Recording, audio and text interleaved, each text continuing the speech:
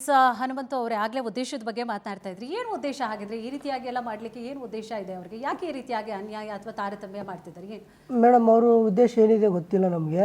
ಆದರೆ ಇಲ್ಲಿ ಆಗ್ತಿರೋದು ಸಮಸ್ಯೆ ನಮ್ಮ ಕನ್ನಡಿಗರಿಗೆ, ನಮ್ಮ ಮಾತೃಭಾಷೆಗೆ, ನಮ್ಮ ನಾಡಿಗೆ. ಹೊರಗಿನ ರಾಜ್ಯದಿಂದ ಕೆಲಸ ಬರ್ತಾವ್ರೇನೋ ಹಿಂದಿಯವರು, ಇಲ್ಲಿ ನಮಗೆ ತೊಂದರೆ ಆಗ್ತದೆ. ಒಂದು ಕಂಪ್ನಿ ಅಂತಂದಮೇಲೆ ಇಷ್ಟು ಜನ ಯಾವುದೇ ಭಾಷೆ ಜನರಾಗಲಿ ಕೆಲಸಕ್ಕೆ ಸೇರ್ಕೊತಾರೆ. ಅದೇ ಪರಿಣಾಮವಾಗಿ ಬರ್ತಾ ಕೆಲಸದ ವೇಳೆ ಜಾಸ್ತಿ ಸಮಯ ಮಾಡ್ತಾರೆ. ಅದ್ರ ತಕ್ಕನಾಗೆ ಹಣ ಸಿಗೋದಿಲ್ಲ.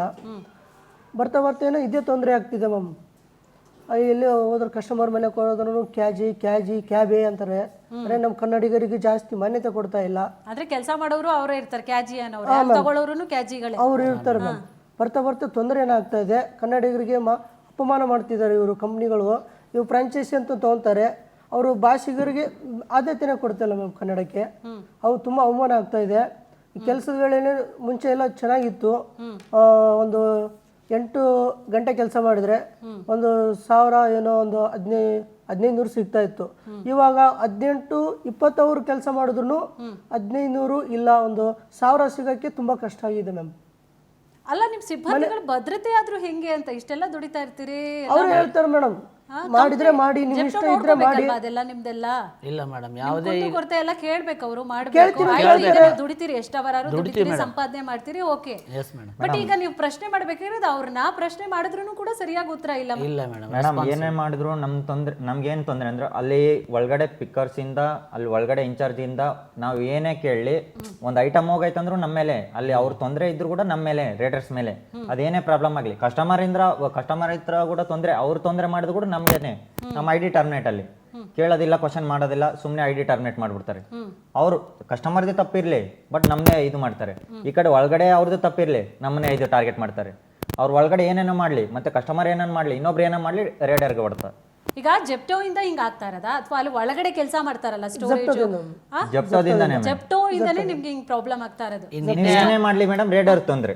ರೇಡರ್ ನೀನು ಏನೇ ಜಾಸ್ತಿ ಸ್ವಲ್ಪ ಅದಕ್ಕೂ ವಾಯ್ಸ್ ರೇಜ್ ಮಾಡೋರು ನಿಮ್ಮನ್ನು ರಿಮೂವ್ ಮಾಡ್ಬಿಡ್ತಾರೆ.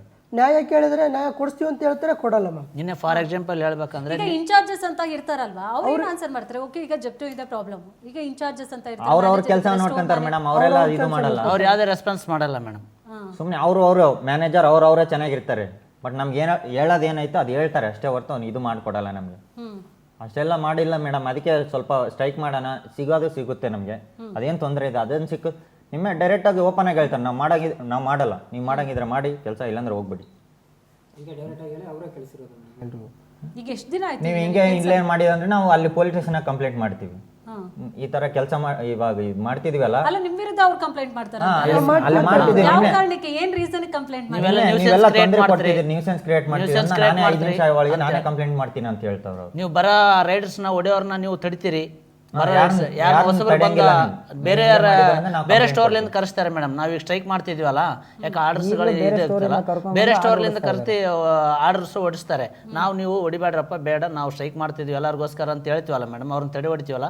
ಹಾಗಾಗಿ ಏನ್ ಮಾಡ್ತಾರೆ, ನೀವು ಯಾರು ತಡೆಯಕ್ಕೆ ಬಂದು ಜಗದೀಶ್ ಅಂತ ಹೇಳಿ ಅವ್ರು ಬಿಟ್ಟು, ಅವರು ನಾವ್ ಹೇಳಿದ ಮಾತು ಇವಾಗ ನಾವು ಕೇಳಿರ್ತೀವ, ಅದು ಸುಮ್ಮನೆ ಇವಾಗ ನಮ್ಮನ್ನ ಕಂಟ್ರೋಲ್ ಮಾಡಕ್ಕೆ ಆಯ್ತು ನಾವು ಮಾಡ್ಕೊಡ್ತೀವಿ, ಈ ತರ ಮಾತಾಡೋದು ಅದನ್ನ ಮಾಡ್ಕೊಡಲ್ಲ. ಈ ತರ ಹೈಲೈಟ್ ಮಾಡಿದೀವಪ್ಪ, ಏನನ್ನ ಮಾತಾಡ್ಲಿ ಒಂದೇ ಮಾತು ಅನ್ನೋದು. ನಾವು ಸೆಂಟ್ರಲ್ ಟೀಮ್ಗೆ ಹೈಲೈಟ್ ಮಾಡಿದೀವಿ, ಅದು ಮಾಡ್ಕೊಡ್ತೀವಿ. ಅದಾಗಲ್ಲ ಮೇಡಮ್. ಎಷ್ಟೋ ತಿಂಗಳಿಂದ ಪ್ರಾಬ್ಲಮ್ ಇದೆ ಅಂದ್ರೆ ಮಾಡಿಸ್ಕೊಡ್ತೀವಿ. ಸೆಂಟ್ರಲ್ ಟೀಮ್ ಇದೆ, ಸೆಂಟ್ರಲ್ ಟೀಮ್ ಏನು ನಿರ್ಧಾರ ತಗೊಳುತ್ತೋ ಅದೇ ನಾವು ಬದ್ಧವಾಗಿರುತ್ತೋ ಅಂತ ಹೇಳ್ತಾರೆ. ಇವ್ರ ಜವಾಬ್ದಾರಿ ಗೊತ್ತಿಲ್ಲ. ಪ್ರತಿ ವಾರನೂ ಇದೇ ತೊಂದರೆ ಆಗ್ತಾ ಇದೆ. ಅಲ್ಲ, ಈಗ ಬಹಳಷ್ಟು ಸ್ಟೋರ್ಗಳಿದೆ. ಈಗ ನೀವು ಹೇಳ್ದಾಗೆ ನೀವು Yeshwanthpur store, Mathikere store, okay, ಬಹಳಷ್ಟು ಇದೆ ಈ ತರ ಸ್ಟೋರ್ಗಳು, ಬಹಳಷ್ಟು ಇದೆ. ನಿಮಗ್ ಮಾತ್ರ ಹಿಂಗ್ ತೊಂದ್ರೆನಾ ಅಥವಾ ಎಲ್ರಿಗೂ ತೊಂದರೆ? ಎಲ್ಲರೂ ತೊಂದರೆ ಇದಾರೆ ಮೇಡಮ್. ಅವರು ಹೊರಗೆ ಬಂದಿಲ್ಲ, ಬಟ್ ನಮಗೂ ತೊಂದರೆ ಇತ್ತು. ಇವಾಗಲ್ಲ ಸಮಸ್ಯೆ, ಬಹಳ ತಿಂಗಳಿಂದ ಸ್ಟ್ರೈಕ್ ಮಾಡಿದೀವಿ. ಒಂದ್ 2-3 ಸಾರಿ ಸ್ಟ್ರೈಕ್ ಮಾಡಿದೀವಿ, ಅದಕ್ಕೆ ರೆಸ್ಪಾನ್ಸೇ ಮಾಡಿಲ್ಲ. ಇವಾಗ ಎಲ್ಲರೂ ಸೇರ್ಬಿಟ್ಟು ಒಂದೇ ಮಾತು ಮೇಲಿದ್ದು ಸ್ಟ್ರೈಕ್ ಮಾಡಿದ್ರೆ ಏನನ್ ಸಿಗುತ್ತಂತ ಮಾಡಿದ್ರು ಕೂಡ ನಿನ್ನೆ 4 ಗಂಟೆಗೆ ಸ್ಟಾಪ್ ಮಾಡಿದೀವಿ. ಇದುವರೆಗಾದ್ರೂ ಯಾರು ಕೆಲಸನೇ ಮಾಡಿಲ್ಲ, ಆದ್ರೂ ಅವ್ರಿಗೆ ರೆಸ್ಪಾನ್ಸ್ ಮಾಡ್ತಲ್ಲ. ಏನ್ ಹೇಳ್ತಾರೆ, ಏನನ್ನ ಹೇಳಿದ್ರೆ ಅವರು ನಿಮ್ಗೇನು ಲೊಕೇಶನ್ ಇದೆ ಅಲ್ವಾ, ಆ ಲೊಕೇಶನ್ ಏನೇನು ಪ್ರಾಬ್ಲಮ್ ಇತ್ತು ಅದು ಸರಿ ಮಾಡಿಕೊಡ್ತೀವಿ. ಇನ್ನೊಂದು 12 ಗಂಟೆ ಕ್ಲೋಸ್ ಮಾಡಿದ್ದೀವಿ, 12 ಗಂಟೆ ಇರೋದು 2 ಗಂಟೆಗೆ ಇಂಕ್ರೇಜ್ ಮಾಡ್ತೀವಿ, ಇದು ಮಾಡ್ಕೊಳ್ಳಿ. ನಿಮ್ಗೆ ಇನ್ನೊಂದು ಇಲ್ಲ ಅಂದರೆ ಅವ್ರು ಇನ್ನೊಂದು ಏನು ಹೇಳ್ತಾರೆ ಅಂದರೆ ಬೌನ್ಸರ್ಗಳನ್ನ ಕಳಿಸ್ತಾರೆ ಅವ್ರ ಮೇಲಿಂದ. ನೀವು ಈ ಥರ ಮಾಡಿದ್ರೆ ಇಲ್ಲ, ಮಾಡಕ್ಕೆ ಹೋಗ್ಬೇಡಿ, ಈ ಥರ ಮಾಡಬೇಡಿ, ಬೌನ್ಸರ್ಗಳನ್ನ ಕಳಿಸ್ತಾರೆ ಅಂತ ಹೇಳ್ತಾರೆ.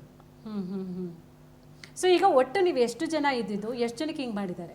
150 ಜನ ಇದ್ದೀವಿ ಮೇಡಮ್. ಅದ್ರಲ್ಲಿ ಈಗ ಸ್ವಲ್ಪ ಜನ ಬಿಟ್ಟೋಗಿದ್ದಾರೆ ಮೇಡಮ್. ಸ್ವಲ್ಪ ಜನ ಈ ಸರ್ಜಿ ಇಷ್ಟ ಆಗಿಲ್ಲ ಅಂತ ಹೇಳಿ ಬಿಟ್ಟೋಗಿದ್ದಾರೆ. ನಾವು ಇದ್ರ ಮೇಲೆ ಕೆಲಸ ಮಾಡ್ತಿದ್ದೀವಿ ಮೇಡಮ್.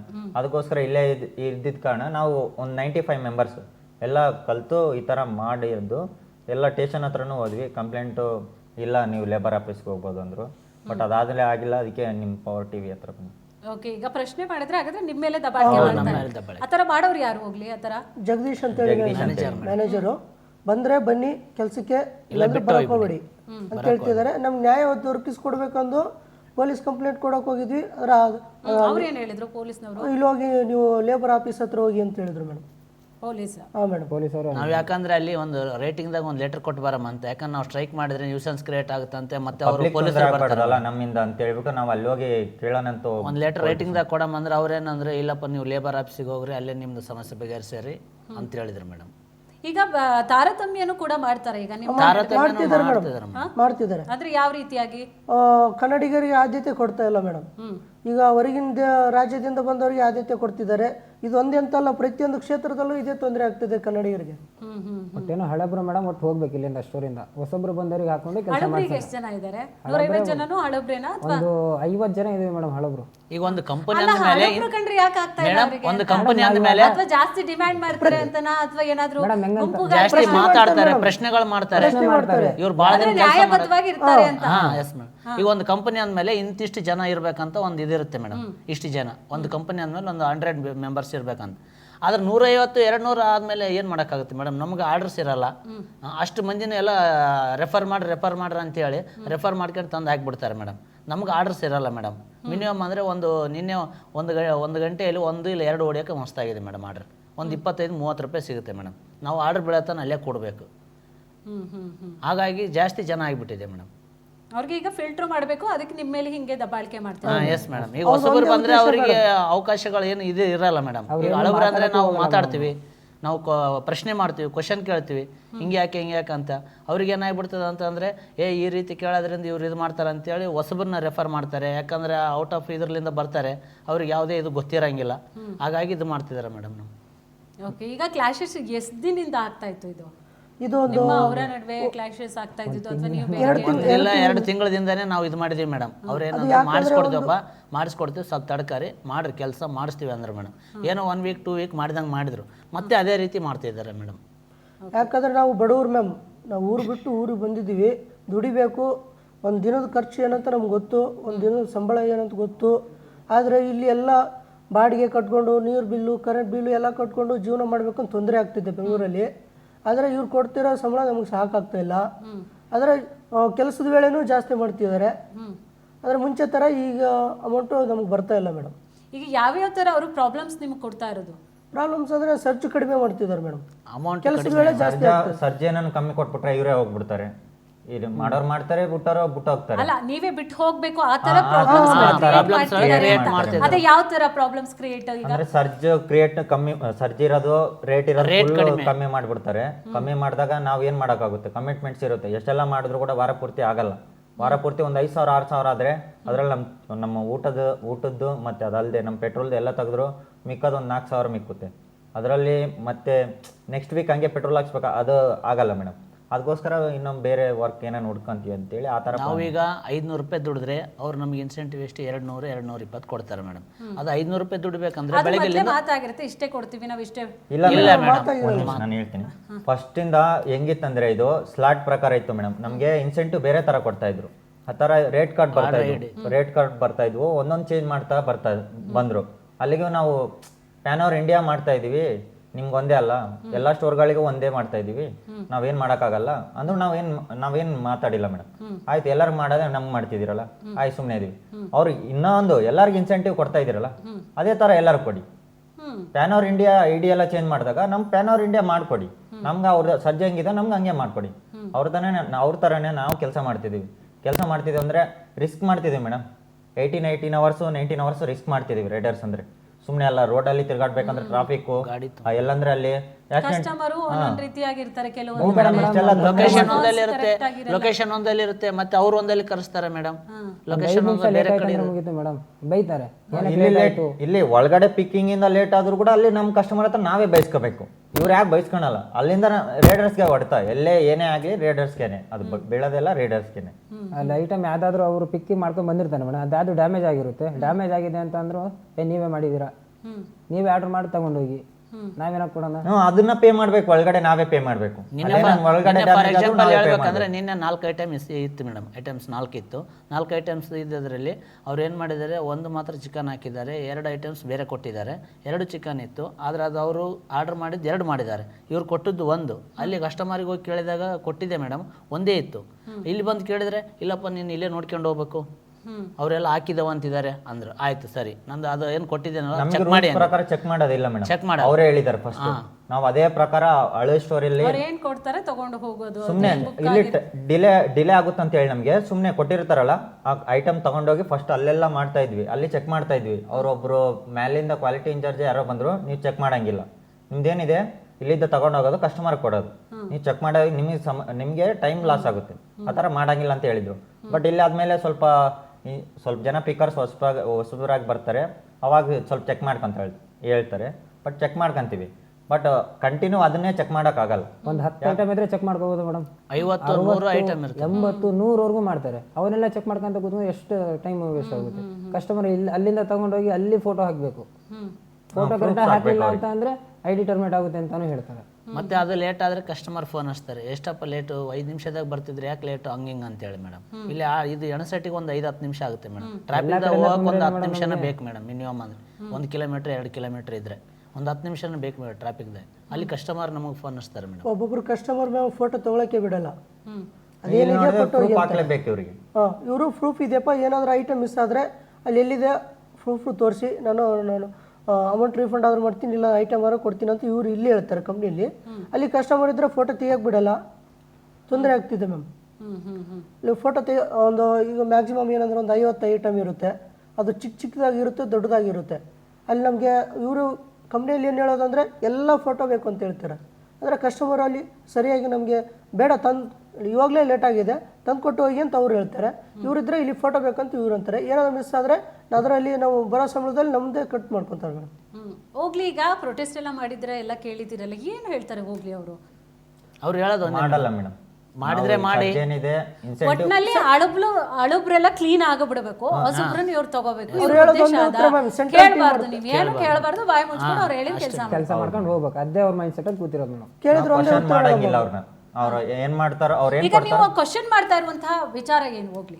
ಇನ್ಸೆಂಟಿವ್ ಮೇಡಮ್, ಇನ್ಸೆಂಟಿವ್ ನಮಗೆ ಯಶವಂತ್ ಪುರುಷ ಅವ್ರದ್ದು ನಮ್ಕಿನ ಜಾಸ್ತಿ ಇದೆ. ಅವರು 400 ಮಾಡಿದ್ರೆ 500 ಇದೆ, ನಾವು 400 ಮಾಡಿದ್ರೆ 250. ಅವ್ರಷ್ಟೇ ನಮಗೂ ಇರ್ಲಿ ಅಂತ ನೀವು ಅಲ್ಲ, ಒಂದೊಂದ್ ಕಡೆ ಒಂದೊಂದ್ ಯಾಕೆ ಮಾಡ್ತಾರೆ ಇವರು? ಅದು ನಮ್ಗೆ ಐಡಿಯಾ ಇಲ್ಲ. ಅದೇನಕ್ಕೆ ಮಾಡ್ತಾನೆ ಅದನ್ನೇ ಕ್ವಶನ್ ಕೇಳಿದ್ದು ಮೇಡಮ್ ಅವರಿಗೆ.